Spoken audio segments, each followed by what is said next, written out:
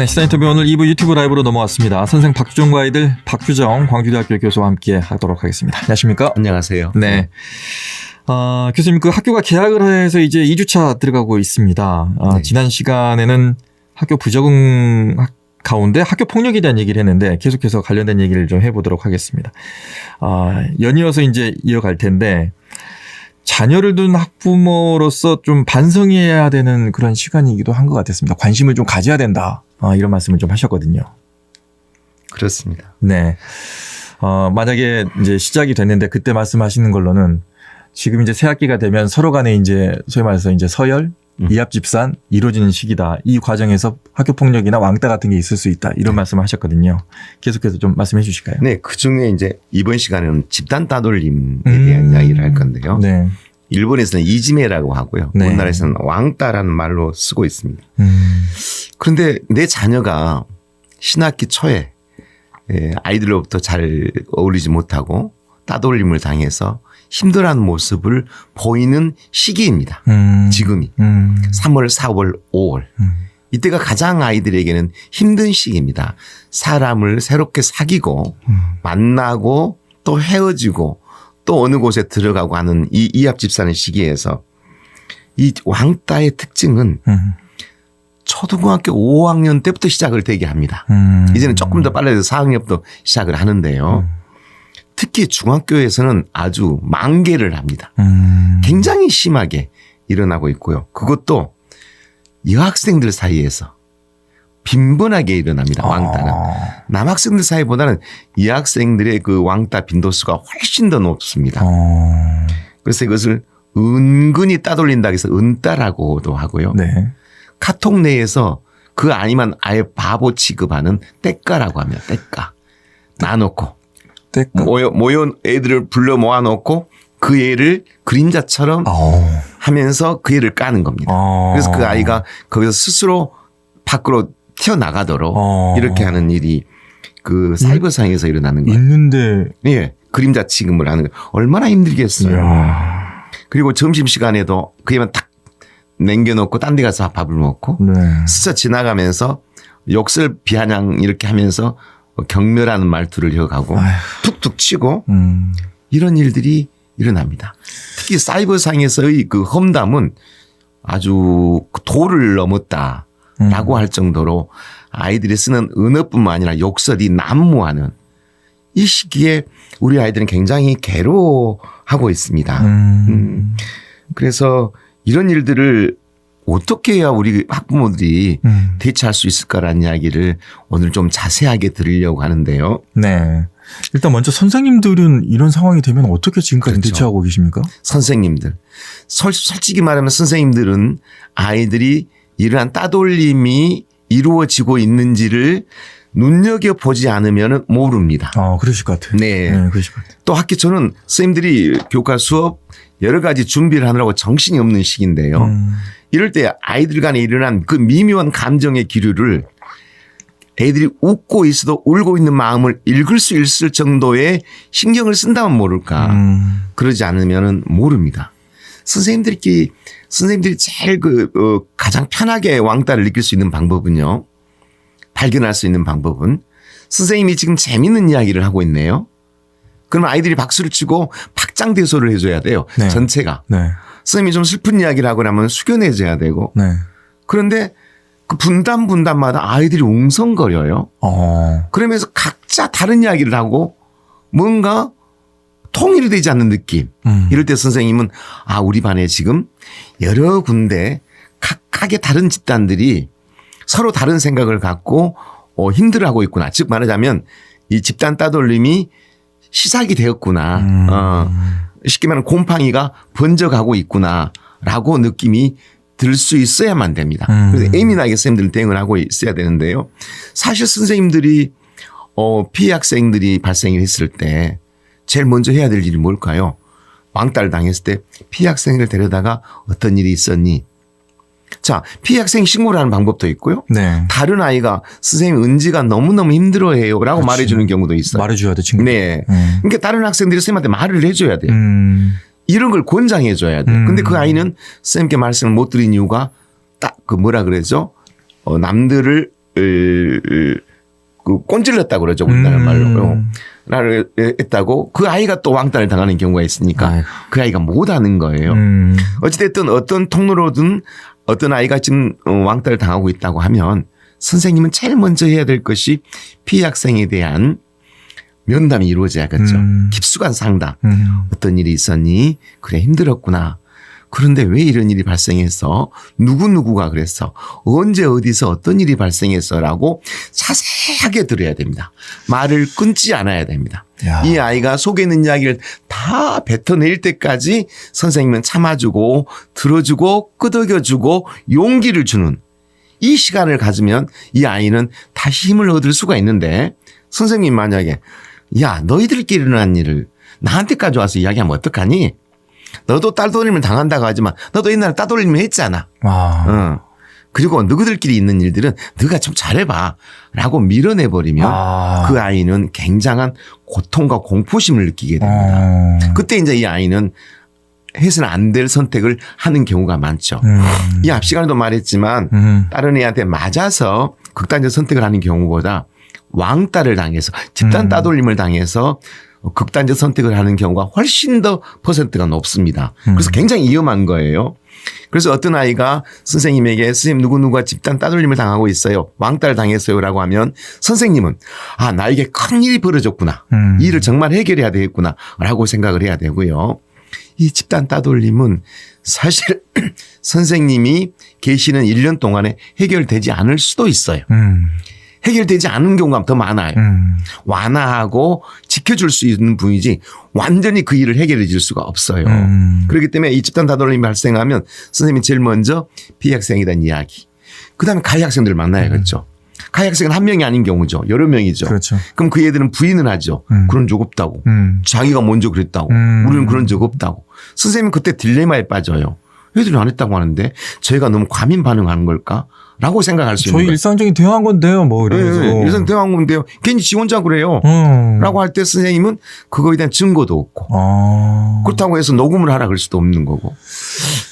그래서 그런다 할지라도 그런 그 빌미가 보이면 선생님은 피해 학생 부모와 가해 학생 부모들을 반드시 만나야 됩니다. 이런 경우에 나의 자녀가 피해를 당하고 있다고 했을 때 부모님은 어떻게 해요? 그렇죠. 자, 피해 학생 학부모에게 담임선생님이 전화를 합니다. 은지가 이러저러 해서 지금 학교에서 괴로움을 당하고 있습니다. 그러면 되게 학부모님들은 학교를 원망하고 선생님한테 화를 냅니다. 도대체 선생님은 뭘 했습니까? 우리 아이가 그렇게 힘들어할 때까지 화를 내는데 그때도 말씀드렸지만 화를 내시지 말고 선생님과 한편이 되어서 아이에게 힘을 줄 수 있도록 해야 되는데 아이에게도 화를 내면 안 돼요. 너 뭐 하고 다니는데 그 왕따를 당하고 다니니? 응? 도대체 너가 행동을 왜 그러고 다녀? 자녀에게 오히려 나무래는 피해 학생 학부모도 있어요. 이러면 아이는 정말 오갈 데가 없어요. 이때도 마찬가지로 아이가 말한 이야기를 잘 들어주고 화를 내지 말고 선생님과 너와 나가 이 문제를 자세히 풀어보자. 그리고 천천히 해보자. 라고 용기를 주되 그 이 푸는 방법에 대해서는 선생님보다 엄마보다 누가 알고 있어요? 은지가 더 잘 알고 있어요. 피해 학생이. 엄마 그렇게 하지 말고 이렇게 하는 게 더 좋을 수도 있어. 왜? 그 얘들의 역동의 관계를 얘가 제일 잘 알고 있거든요. 아이의 말을 듣고 하나씩 풀어나가야 된다. 담임선생님이 깊숙이 개입해야 된다. 이 집단 따돌림은 사실 해결하기가 어려운 일이만 어렵다. 특히 이 집단 따돌림은 소속으로 가는 경우가 많아요. 맞아요. 한 아이가 한 아이를 여러 아이가 한 아이를 따돌림했다고 한다. 그래서 이제 학교에다가 피해 학생 학부모가 학교폭력 대책위원회를 열어달라고 하면 가해 학생 부모들은 증거 내놔라. 우리 아이도 당했다 하더라. 너가 아이가 우리 딸한테 보냈던 카톡 내용 캡처해 갖고 가겠다. 그래가지고 쌍방이 이제 서로 이제 고소를 하는 거예요. 고소를 하게 되면 결국에 가운데 있는 아이들은 굉장히 고통스러워요. 부모님들이 서로 간에 피해 학생 부모는 아픔을 호소하되 가해 학생 학부모들은 그 학부모 피해 학생 학부모의 이야기를 들어주고 위로해 줘야 돼요. 우리 아이가 그런 일이 있었군요. 어찌됐든 부모로서 정말 잘못했습니다. 우리 아이가 잘 타일러서 이런 일이 없도록 할게요. 라고 이야기하고 가해 학생 학부모는 가해 학생 아이에게 자녀에게 너 왜 그런 일을 벌였니? 왜 그런 일을 해서 나를 학교 오고 가게? 라고 화를 내면 안 돼요. 왕따를 당한 피해 학생의 입장을 충분히 설명해주고 그게 얼마나 고통스러운지 그리고 그 아이가 만약에 잘못된 선택을 했을 때 책임 소재 등을 그치. 자세히 이야기해주면서 큰일 난다. 이성적으로 판단할 수 있도록 해줘야 됩니다. 네. 만약에 이런 경우가 있을 때 거의 4월에서 5월 사이가 위험하다면서요? 그렇죠. 네. 그때는 진짜 이러면 안 되지만 절대 이러면 안 됩니다만 극단적인 선택하는 친구들도 있다면서요. 책에 그런 일이 없어야 되죠. 네. 그 표현 자체도 쓰고 싶지 않고 그렇죠. 우리가 방송에서 나가서 휴사이드 소위 말하는 이 극단적 선택에 대한 이야기를 우리 언론 보도에서 보면 굉장히 선정적으로 막 보도를 하는 경우가 있어요. 그 아이가 정말로 그렇게 해서 정말 죽을 수밖에 없었는데 너무 고통스러웠다. 그런데 학교는 도대체 뭘 했으며 나라는 도대체 무엇을 했는가. 그래서 비판조의 언론도 중요하지만 네. 왜 그러한 일이 발생할 수밖에 없었던 원인을 분석해서 그런 일이 발생하지 않도록 대안을 만들어줘야 되는데 선정적인 그 아이가 옥상에 올라갔다. 맨 밑에 끈으로 목을 묶었다. 그리고 떼어냈다. 이런 내용을 써주는데요. 그리고 드라마에서 더 많이 나와요, 그거. 그러니까 문제라는 겁니다. 너무 적나라하게 나와. 정말로 우리 아이들에게 이래서는 안 되는데 가르쳐주고 있는 거예요. 그러니까. 그리고 중계방송 하듯이 이야기를 하고 있습니다. 이건 정말로 교육자의 한 사람으로서 정말로 당부를 하고 싶은 이야기고요. 어찌됐든 우리 아이들의 극단적 선택이 OECD 국가 중에서 1위입니다. 정말로 너무너무 고통스러운 일 아닙니까? 예. OECD 국가 중에 1위랍니다. 그리고 청소년의 사망의 원인의 1번이 병이 아니라 자살입니다. 그만큼 빈번하다는 거죠. 청소년 시기에는 충동적입니다. 네. 충동적이고 어떤 일이 탁 막히면은 헤쳐나가는 힘이 없기 때문에 그냥 회피하고 싶어 하거든요. 그래서 이 자살의 심리가 무엇일까를 제가 부모님들께 좀 말씀을 자세히 말씀드리고 싶어요. 네네. 자살의 심리는요. 학기 초가 되면 성적이 굉장히 예민해질 시기입니다. 맞아요. 특히 이제 3월 되면 아이들의 성적이 이제 다른 반 애들이 오고 뭉쳐서 시험을 보게 되거나 수능을 보게 된다든가 아니면 모의고사를 본다고 했을 때 차이가 나기 시작하거든요. 네, 맞아요. 특히 중학교를 다니다가 고등학교를 간 아이는 당연히 차이가 더 많이 나게 돼요. 자기가 생각했던 것보다 성적이 더 잘 나올 수는 없어요. 그런데 이때 못난 자기를 탓하는 자기 징벌의 심리로 그런 선택을 하는 경우가 있어요. 그래서 그 3, 4월이 어렵다는 것이고요. 어떤 욕구가 해결되지 않았을 때 정말 어떤 여학생을 굉장히 잘 사랑하고 좋아하는데 그애한테 배신을 당하거나 그애한테 너무 험한 말을 들었을 때 이에는 또 자해를 하는 이러한 심리가 있고요. 선생님이나 부모가 너무 아이에게 너무 심하게 대해요. 너 같은 놈은 없어도 돼. 정말 나 너 같은 놈은 없다고 생각하고 살 거야. 학교에서 만약에 그럴 리가 없겠지만 도대체 말을 못 썼겠습니다. 차라리. 너 같은 아이를 두고 엄마가 미역국을 먹었겠지. 이런 말을 들으면요. 아이는 정말 선생님과 부모에 대한 보복의 심리를 갖고 있습니다. 보복. 죽이고 싶다. 이럴 때 내가 죽음으로 해서 유서를 써놓고 당신한테 보복하겠다라는 심리예요. 보복의 심리가 있고요. 그런 보복의 심리. 예. 그다음 회피 심리예요. 예. 곧 수능은 다가오고 부모님들의 그 뭐랄까요 기대는 높고 자기가 지금 해줄 수 있는 일은 없고 그래서 도망가고 싶은 거예요. 그랬을 때 회피하고 싶은 심정. 이 회피 심리에 의해서도 그런 선택을 하고요. 또 정말로 조심해야 될 것은 자기 주위에 어머니가 돌아가셨거나 아버지가 돌아가셨거나 또는 자기가 좋아했던 친구가 무슨 일이 있거나 이렇게 죽었을 때 재결합. 내가 죽어서 그 아이를 만나러 가야겠다는 재결합의 심리. 이것도 지금 판타지에서도 일어나지만 아이들 세계에서 일어납니다. 아, 그래요? 그러니까 옛날에 그 유명 연예인이 죽고 난 다음에 그다음에 우리 노무현 대통령께서 자살하고 난 다음에 아이들의 자살 지수가 엄청나게 높아져 버렸습니다. 뭔마마 신드롬 그러면서. 네. 그 무슨 말이냐면 저렇게 훌륭한 사람도 죽는데 나 같은 거야. 뭐 이런 생각을 가질 수 있거든요. 네. 이게 되게 우리가 흔히 말하는 자살의 심리라고 말할 수 있습니다. 그러면 그 심리 이후에 징후가 나타날 텐데. 그렇죠. 어떤 징후가 나타날 때 조심해야 될까요? 오늘의 핵심이 바로 제가 이 이야기를 하려고 나왔습니다. 네. 징후를 알면 부모가 눈치를 채고 대비를 할 수가 네, 있잖아요. 그렇죠. 근데 이 징후를 못 읽는 거예요. 징후를 못 읽기 때문에 며칠 전까지 우리 아이 멀쩡했어요. 나하고 웃고 떠들면서 쇼핑도 다녔는데요. 뭐가 문제였지요? 라고 부모들은 장례식장에 가면은 전혀 이해할 수 없다라고 말합니다. 물론 아이들이 충동적이기는 합니다만은 그래도 이 아이들은 단서를 보냅니다. 첫 번째가 뭐냐면 자꾸 단어 속에 엄마, 아빠, 내가 사라져 줄까? 내가 사라져줘? 사라져주는 게 낫겠지? 내가 우리 집에서 없는 게 더 나을 것 같아. 그치? 이렇게 말하는 그 어떤 냉소적인 단어나 표정. 그럼 이 아이는 지금 심한 마음의 갈등을 갖고 있구나. 라고 생각을 해야 돼요. 그래, 사라져. 그럼 사라져봐. 너네 자꾸 그 말을 자주 쓰니? 사라지지도 않잖아, 너. 근데 엄마한테 협박하는 거지. 이렇게 말하면 보여줘 버리는 거예요. 보복 심리로. 그렇죠. 보여줘 버리는 거예요. 이거 맞는 거예요. 그럴 때 어떻게 해야 되겠어요? 은지야, 너가 그렇게 말하니까 엄마가 마음이 진짜 아프다. 너가 그런 말을 할 때는 오직 했으면 그런 생각할 거다마는 조금이라도 우리 한번 이야기 좀 해볼까? 엄마 이야기하고 싶은 거 없다고. 그래도 기다릴게. 이렇게 릴렉스를 시켜줘야 돼요. 또 두 번째 질문은요. 더 이상 너를 괴롭히지 않을 거야. 좋아하는 친구가 있어요. 안 받아줘요. 남자든 여자든. 그럴 때 더 이상 너를 괴롭히지 않을게. 나 먼저 떠나줄게. 너하고 만나주라고 이제 괴롭히지 않을게. 나 그냥 떠날게. 떠나요, 얘들은. 이성에 대한 어떤 그 눈뜸에 의해서 이 심리적 변화가 가장 커요. 얘들에게는 에너지가 헤어짐을 당하거나 상처를 당하면 그걸 못 견디는 거예요. 또 세 번째는요. 아무도 내 상황을 바꿀 수 없어. 라고 생각을 해요. 이 상황은 엄마도 아빠도 누구도 도와줄 수 없어. 나는 더 이상 예를 들자면 아이가 도박을 했어요. 수억을 지금 까먹는 이상한 짓을 했어요. 그리고 좀 있으면 경찰에 잡혀갈 것 같아. 이제 두려워. 그러니까 어쩌겠어요. 이 일을 누구도 도와줄 수 없어. 그러니까 나는 어째야 된다? 그냥 가야 해. 또 애들이 엄마 미안해. 이 말을 자꾸 쓰는 거예요. 미안한 행동이 부모가 뭔지도 모르는데 아빠 이때까지 잘해줘서 고마웠어.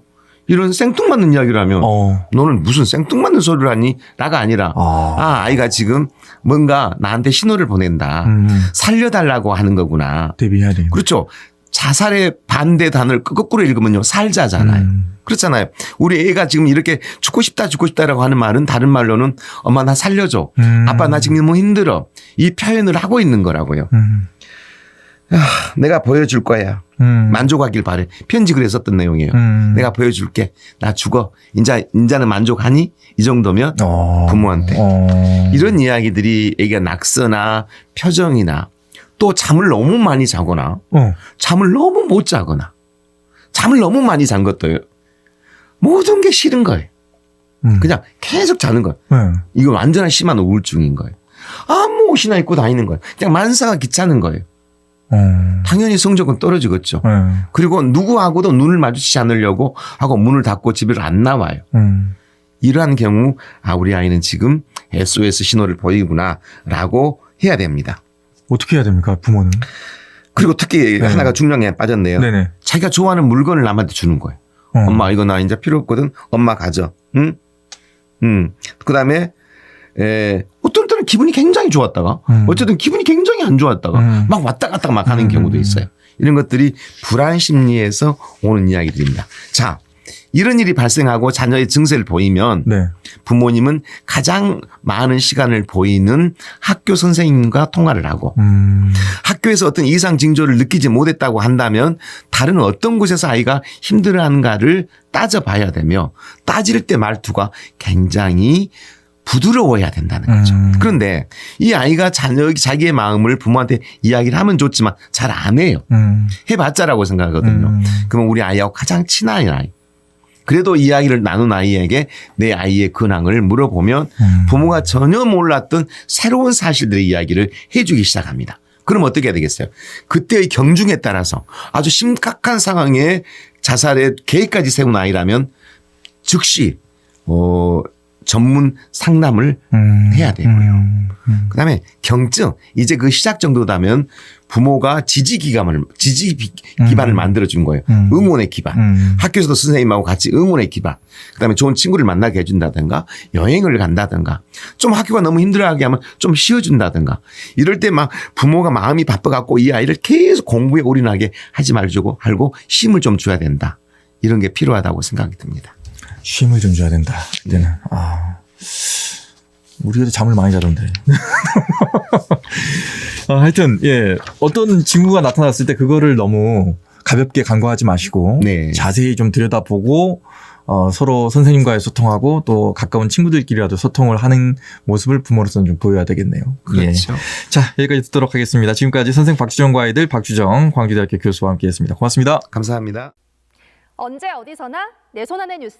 광주 MBC 뉴스 유튜브 구독으로 함께하세요.